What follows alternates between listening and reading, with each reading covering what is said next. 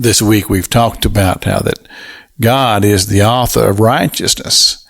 And then yesterday I told you that a person can do a good deed to someone and show compassion to someone, even though they may not be a believer, because God can move upon a person, even though they have not yet surrendered to the reality of spiritual activity. I believe that God can use a person. And I think this is given to us in Scripture as we examine some of the people of the Old Testament and the New Testament. How that God is working in their lives and good things are happening even though they are not acknowledging God. But I believe that this is a part of God's working in their lives to bring them to the reality of spiritual things. And we're taking these teachings from the Gospel of Mark. As Mark has given us the very words of Jesus in the 9th chapter. And then he says this, "And whosoever shall offend one of these little ones that believe in me, it is better for him that a millstone were hanged about his neck and he were cast into the sea."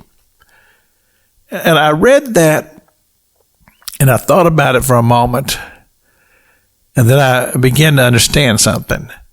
The very concept that somebody would steal another person's innocence and be the author of lies and cause a person to become discouraged, or maybe even cause a person to totally turn and reject God. And to live in that realm all of their lives because of something that happened perhaps when they were a child. And as I speak these words across this microphone and across these airwaves, I would imagine that I have just captured somebody's heart. And they can go back to a time and they can identify when it was that they rejected faith and rejected God. Because most of the time, it happened in a very short period of time. Maybe it was an incident, perhaps maybe it was just words.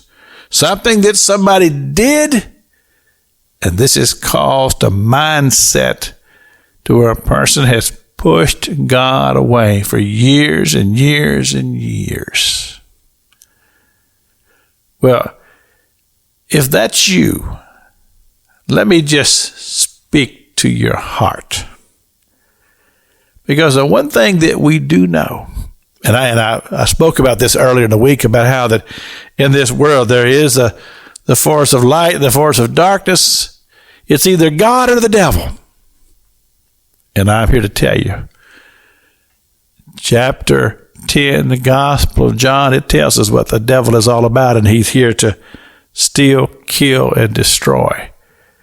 And there have been many, many people who have been caught up in the devil's lie and are on their way to hell unless somehow or another the Spirit of God gets a hold of their heart and they become spiritually aware that they are living in a spiritual world and they are spiritual and they can connect with a spiritual God. This is Pastor Jack King with the gospel on the radio broadcast.